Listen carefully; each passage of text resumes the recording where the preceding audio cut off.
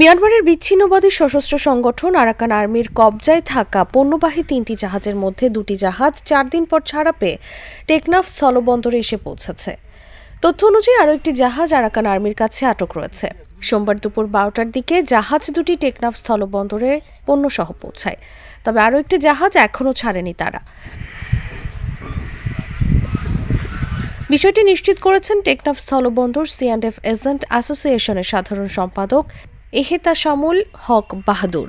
তিনি জানান, গত বৃহস্পতিবার মিয়ানমার থেকে আসার পথে টেকনাফ স্থলবন্দরের উদ্দেশ্যে ছেড়ে আসা 3টি পণ্যবাহী জাহাজকে দেশটির রাখাইন সীমান্তে নাফ নদীতে তল্লাশির কথা বলে আটক করে রাখে আরাকান আর্মি। মূলত ওই আরাকান আর্মি চেক করার জন্য নিয়ে গেছে।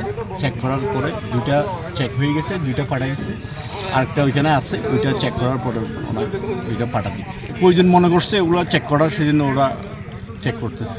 বিগত প্রায় 5-7 মাস ধরে এখানে যে আরাকান আর ওদের সাথে একটা যুদ্ধ চলতেছে। ওরা বলতে চাচ্ছে যে ওরা আরাকান স্বাধীন করে ফেলছে, তার সেজন্য ওদের রাস্তার পাশ দিয়ে তো আমাদের রাস্তা হই, নাহলে আমাদের ওদের এই নদীর গভীরতা কিন্তু ওদের পাশ দিয়ে, যদি আমাদের পাশ দিয়ে যদি গভীরতা থাকতো তাহলে আর ওরা আটকাতে পারতো না। আমাদের এখান দিয়ে চলে আসতো, আমাদের রাস্তা দিয়ে, আমাদের এরিয়া থেকে। এখন বুট আসতে হয়, ওই মালামাল নিয়ে ভর্তি বুট আসতে হয় ওদের এরিয়া থেকে, সেজন্য ওরা সুযোগ পাইছে, আটকেছে, চেক করছে। আচার চুপারি, আচার, এই বিভিন্ন পণ্য আছে, শুটকি মাছ, এইগুলো নিয়ে আসছে।